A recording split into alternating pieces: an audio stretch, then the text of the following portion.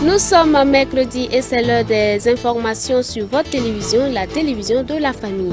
Au sommet de ce journal, le Burkina Faso, dans sa quête d'autosuffisance alimentaire, prône depuis maintenant plusieurs années la production des semences améliorées certifiées qui diffèrent des semences de tradition ou des semences de base.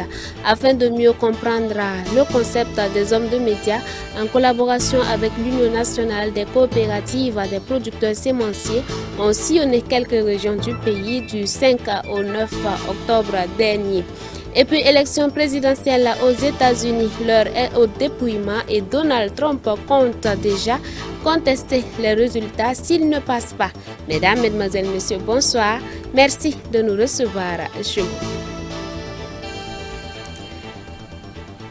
La coordination des comités de suivi des mandatements a tenu un point de presse pour décrire la situation où le ministère en charge de l'enseignement est mis en cause. On voit cela avec Odette Zongina.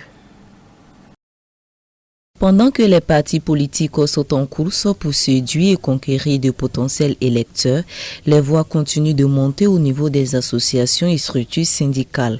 C'est le cas de la coordination des comités de suivi des mandatements qui, visiblement face à la presse, expriment leur mécontentement vis-à-vis du MENA-PLN sur la question du mandatement. Le gouvernement a pris un engagement avec la CNCE disant que ils vont mandater les nouveaux recrues, les nouveaux sortis, les nouveaux agents au plus tard 1 mois, les dates d'intégration.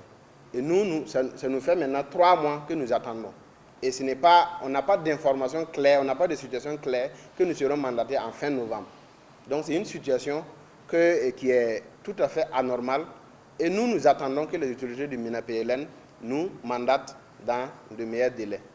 D'autant plus que le fait que nous attendons, c'est au détriment des établissements qui manquent de personnel, qui manquent de professeurs, qui manquent de personnel vie scolaire. Donc, de cette situation, nous attendons que le MENA-PLN nous mandate dans de meilleurs délais.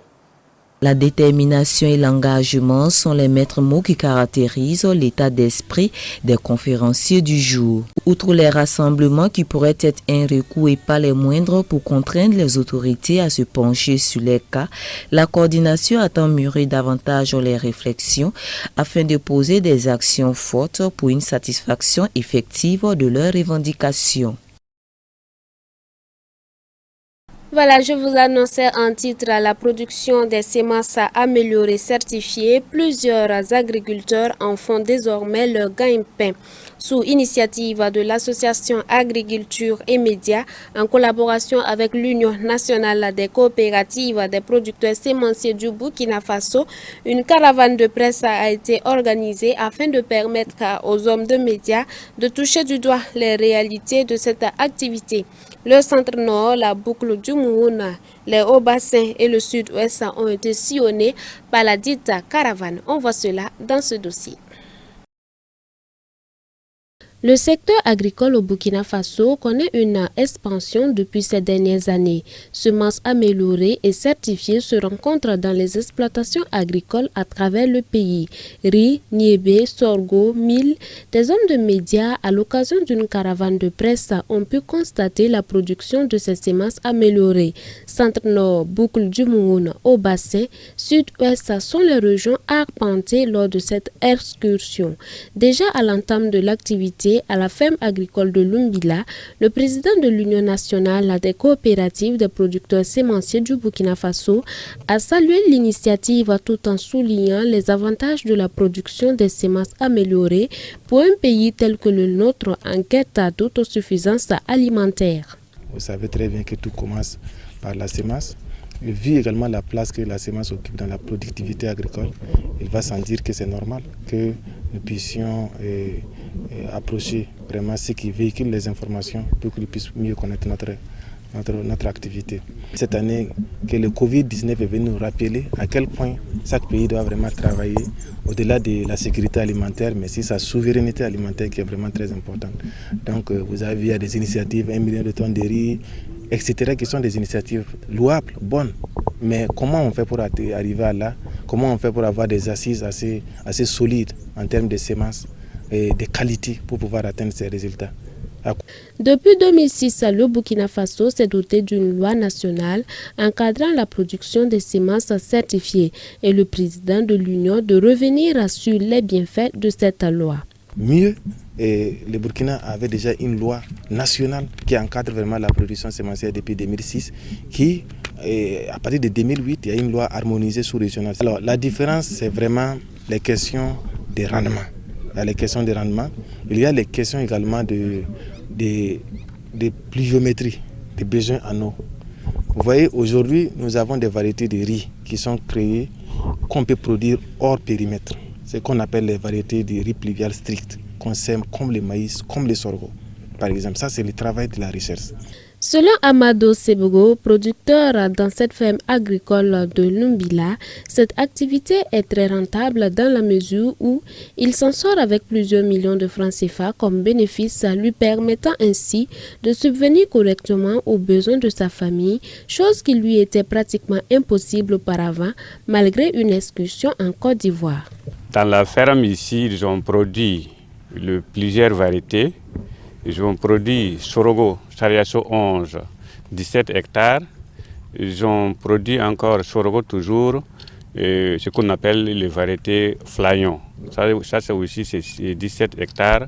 Ils ont produit les sésames, 6 hectares, et en même temps les niébé, 6 hectares aussi. Par exemple, pour moi, si quelqu'un qui me dit il faut venir, qu'on va t'embaucher au moins 200 à 250 000 francs par mois, bon, je ne peux pas les citer, mais je peux le dire que bon, je ne voulais pas. Moi, j'ai au moins 2 enfants qui sont à l'université. C'est moi qui les fais tout payer, il n'y a pas de problème. Quand je suis venu en 90 en Côte d'Ivoire, là, moi, je n'avais même pas de parcelle dans notre chef-lieu de la région. C'est l'agriculture qui m'a fait comme ça. À quelques encablures de la ville de Kaya, Ali Doukiem Touré fait le même constat de satisfaction. 440, la Bamrad. Bon, là-bas, il y a 400 en tafo. 400 en bon, ils ont Sésame, sorgho, riz, niébé se portent bien selon le technicien affecté à cette sortie avec les hommes de médias et le spécialiste de revenir plus explicitement sur les méthodes de suivi de la production des semences améliorées au Burkina Faso. Au niveau des outils de contrôle, il y a un certain nombre de paramètres qu'il faut respecter dans la conduite même de la parcelle de production de semences. D'abord, il y a une phase administrative qu'il faut remplir, c'est-à-dire que le producteur même doit être inscrit et il doit avoir un numéro d'inscription en tant que producteur qui est unique à lui. Également, après ça, il doit remplir un certain nombre de conditionnalités, telles que l'acquisition de la semence de base auprès de l'INERA. Et également, il doit pouvoir déposer, par exemple, des déclarations de culture pour dire que cette année, j'ai l'intention de produire telle ou telle spéculation. À l'issue de ça, il doit payer des redevances au niveau de l'État. Et c'est après maintenant le paiement de ces redevances que la phase de contrôle se passe sur le terrain pour vérifier est-ce que la semence que le producteur a pu acquérir est vraiment de bonne qualité, est-ce que cette semence a été acquise au niveau de l'INERA. Et après ça, par rapport à l'itinéraire technique de production de l'espèce et de la variété donnée, il y a un certain nombre de critères tels que l'isolement. Voilà. Donc on va regarder l'isolement, il faut voir sur la parcelle, est-ce qu'il y a des autres types, des plants qui sont différents des autres. Donc le technicien est là pour ça. Après constat et selon le spécialiste, une semence est dite améliorée lorsqu'au moins une des caractéristiques de sa variété présente des performances supérieures à celles des variétés traditionnelles. Des performances palpables aussi dans les bourses et les greniers des producteurs.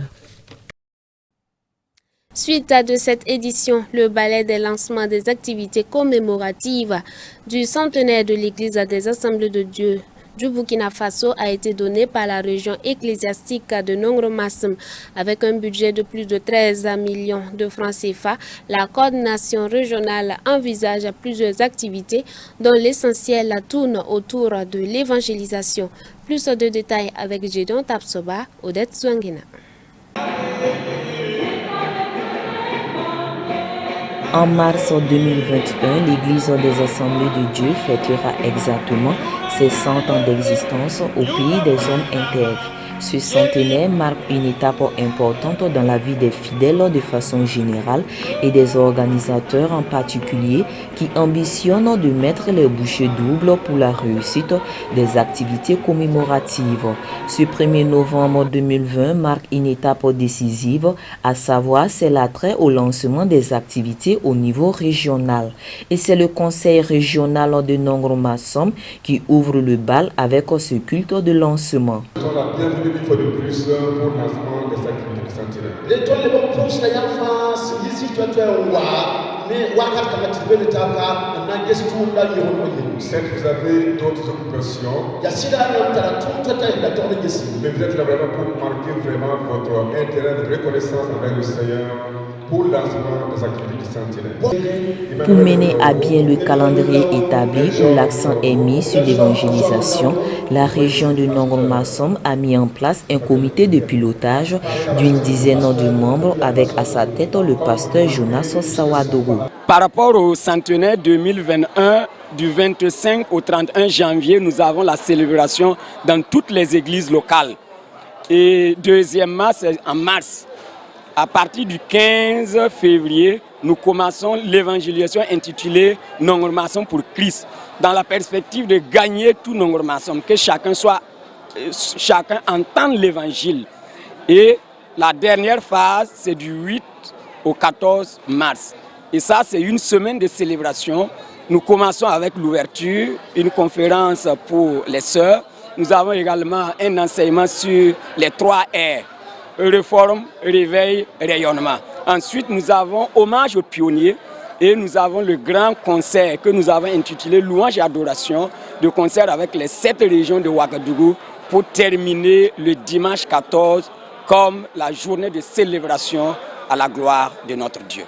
C'est un programme détaillé et alléchant qui a séduit plus d'un, dont le chargé de l'organisation des célébrations dans les régions et au niveau national.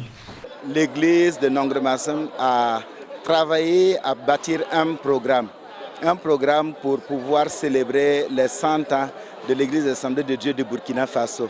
C'est une joie parce que nous voyons qu'ils ont impliqué toutes les églises locales, ils ont impliqué tous les chrétiens, de telle sorte que partout, durant la période, à commencer de janvier jusqu'à mars, il y aura une plénitude d'activités. Des activités dont l'objectif est de transformer les vies des frères et des sœurs, mais aussi de sauver beaucoup d'âmes. Et j'ai vu qu'ils ont prévu beaucoup d'activités pour le salut des enfants. Et c'est une joie pour nous, en tant que comité d'organisation, de pouvoir voir qu'on a mis l'enfant au centre pour que le salut atteigne l'enfant pour les générations à venir. Pour l'heure, le pasteur Benjamin appelle à une réforme des différentes voies des fidèles pour un réveil véritable à la seule gloire du Seigneur Jésus-Christ. À noter que la coordination régionale d'organisation du centenaire de Nongro-Massom a prévu un budget de plus de 13 millions de francs CFA. La somme de 7 millions de francs CFA est allouée à l'évangélisation, rentrant ainsi en étroite ligne de l'objectif principal du centenaire qui est de propager l'évangile. Et nous ouvrons aussitôt la page de l'actualité hors de chez nous. Les autorités françaises annoncent avoir mené une opération d'ampleur vendredi dernier contre un groupe djihadiste au Mali, dans laquelle une cinquantaine de combattants auraient été tués. Paris renouvelle son soutien aux forces maliennes dans leur lutte contre les groupes terroristes. La ministre française des Armées, Florence Parly, s'est rendue à Bamako ce lundi pour rencontrer les autorités de transition. Elle est aussi revenue sur une opération dans laquelle au moins 50 djihadistes auraient été tués.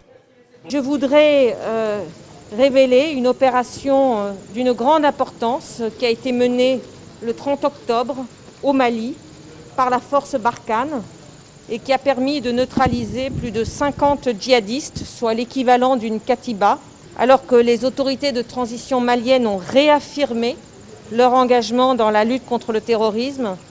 Ce succès tactique montre une fois de plus que les groupes terroristes ne peuvent pas agir impunément face à nos forces. L'unité du groupe Ansarul Islam, basée près de la frontière avec le Burkina Faso, était affiliée à Al-Qaïda.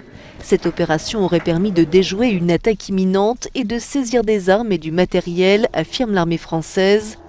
Une autre serait en cours, visant cette fois le groupe État islamique au Grand Sahara depuis un mois, mobilisant 3000 soldats et dont le bilan devrait être connu dans les jours à venir. Nous parlons santé dans cette édition. 5 enfants ivoiriens ont été opérés du cœur en Israël souffrant de malformations cardiaques congénitales. Ils ont été pris en charge à l'hôpital Wilson de Holon dans le centre du pays par l'intermédiaire de l'association israélienne Save et Children's Earth.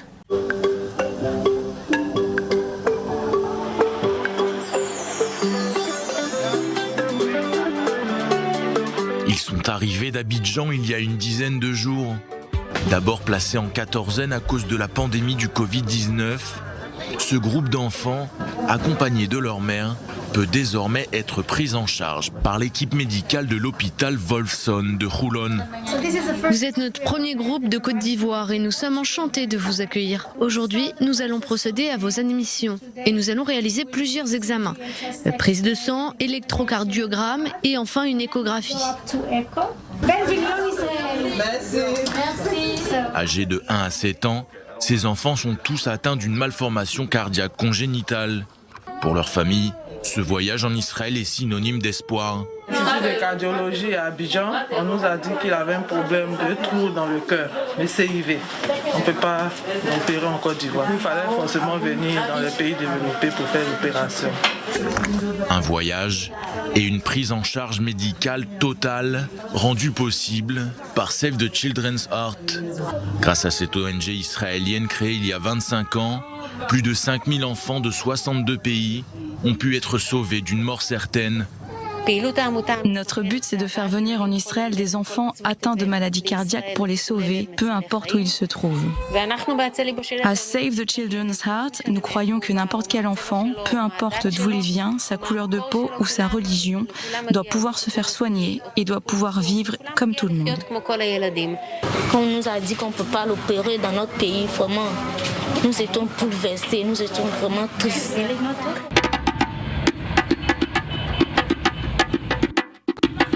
La Côte d'Ivoire est en effet un pays en voie de développement de 26 millions d'habitants. L'accès aux soins de santé y est difficile, les infrastructures médicales sont peu nombreuses, tout comme les effectifs et le matériel. Pour ces mamans, pouvoir soigner leur enfant en Israël est un cadeau tombé du ciel. Il y a vraiment une bénédiction divine parce que c'est la terre bénie, donc je suis confiant. Assuré, je suis très optimiste, très optimiste. Je suis rassuré et je rends gloire à Dieu. Totalement confiance à la médecine israélienne. Nous espérons que tout se passera bien pour eux, pour qu'ils puissent retourner en Côte d'Ivoire en bonne santé le plus rapidement possible. Ces prochains jours, Zénab, Mia, Brian, Aaron et Prunelle bénéficieront donc d'une intervention chirurgicale et resteront près de 2 mois en Israël en observation, avant de repartir chez eux en parfaite santé. Crise économique à travers le monde, les montres suisses se mettent donc à l'heure chinoise. Les exportations de montres suisses résistent à la crise grâce au dynamisme du marché chinois. Comme tous les secteurs économiques, l'industrie horlogère suisse est touchée par la crise sanitaire. Pour le 8e mois consécutif, le volume des exportations est en baisse par rapport à l'an dernier, moins 12%. Mais la chute commence à s'atténuer et surtout, la consommation redémarre nettement sur le marché chinois, notamment pour les montres de luxe. Les consommateurs chinois représentent environ la moitié de la consommation de l'industrie du luxe. Les clients chinois ne voyagent plus et je crains qu'il en soit ainsi pendant encore 6 mois ou 1 an. L'enjeu, c'est donc de gagner ou regagner une clientèle nationale, faire en sorte que les Français achètent en France, les Anglais en Angleterre, les Américains aux États-Unis et bien sûr les Chinois en Chine. Parce que c'est désormais en Chine que les Chinois achètent et non plus à l'étranger comme c'était le cas avant la pandémie. Avant la pandémie, quand on vendait une montre à un Chinois en Chine, on en vendait 4 à des touristes chinois à l'étranger. Au-delà des montres, c'est tout le secteur du luxe qui est tiré par le marché chinois. Les millions de millionnaires chinois font leurs emplettes dans les boutiques de marque à Pékin, Shanghai ou Guangzhou. Mais aussi, et c'est une tendance lourde, ils achètent en ligne. Cette année, un tiers des achats de luxe en Chine aura été effectué sur Internet, contre seulement 10% l'an dernier. Je vous l'annonçais en titre, le peuple américain était dans les bureaux de vote hier mardi pour choisir leur président. Actuellement, l'heure est au dépouillement et Donald Trump compte déjà contester les résultats s'il n'est pas élu. All of a sudden, everything just stopped. This is a fraud on the American public. This is an embarrassment to our country. We were getting ready to win this election. Frankly, we did win this election.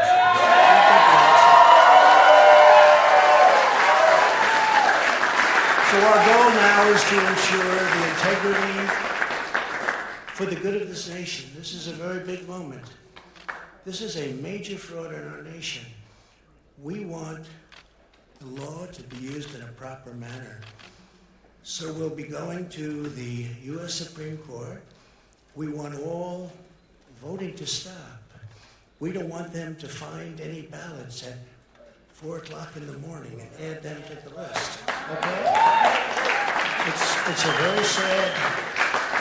a very sad moment. To me, this is a very sad moment, and we will win this. And as far as I'm concerned, we already have won. Voilà, ainsi s'achève cette édition. Merci à vous qui nous avez reçus depuis la ville de Djibo. Nous vous rappelons que vous pouvez retrouver votre télévision, la télévision de la famille, sur le satellite. Il suffit tout simplement de lancer une recherche à travers votre décodeur TNT habituel. Fin de ce journal. Merci à vous qui nous avez reçus. Bonsoir chez vous.